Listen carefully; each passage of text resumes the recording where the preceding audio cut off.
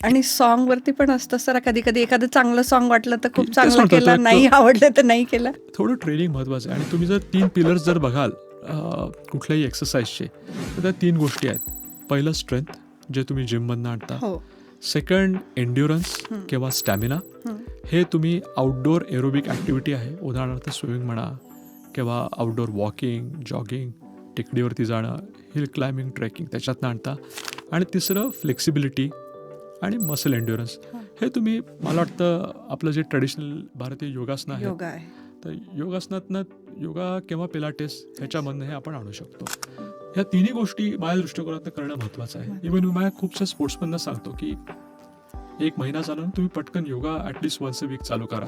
आणि त्याचं कारण असं आहे की तुम्ही जेव्हा योगा वगैरे करता तेव्हा त्याच्यात तुमचा body balance, mind muscle link ही जी इंटरनल चांगली एस्टॅब्लिश होते, हे फार महत्त्वाचं आहे त्याच्यात.